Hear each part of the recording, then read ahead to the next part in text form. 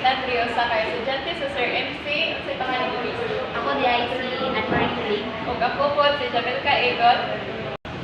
Miss nakasway na ka discriminated ka. Actually, nakasaway gid ko nga gidiscriminate ko pagka elementary na ko hantod nag-high school ko. Ila ko gidiscriminate tungod sa ako ang height.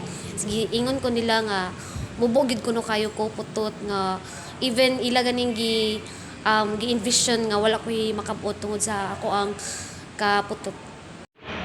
Unsay Una-unaan nimo para malisen ang discrimination diri sa society.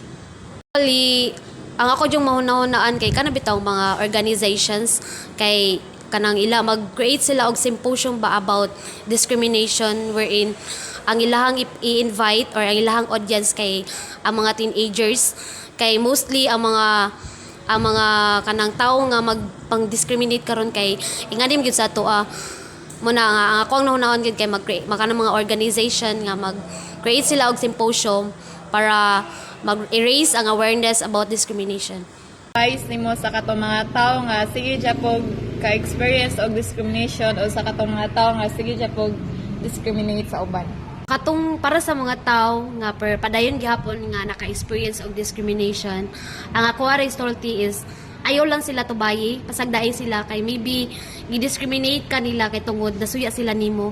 There is something in you nga wala sa ilaha mao nang focus on yourself more and sagdaay sila mura gid nako wag sa ilaha. And then for those people nga padayon gihapon nga magsig-discriminate sa uban is ang akong pangutana sa imuha is kung buhaton sad nila ang pagsigig discriminate sa imuha unsa imuhang ma-feel, di ba?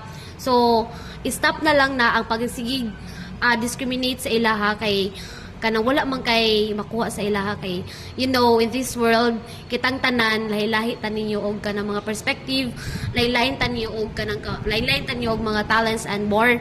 So mao na nga instead nga manghilabot ka sa uban is focus na lang sad sa imong kaugalingon. Thank you dahil sa imong time and sa imong pagsugod sa among interview nagiganda karon. Salamat kayo. Wala problema.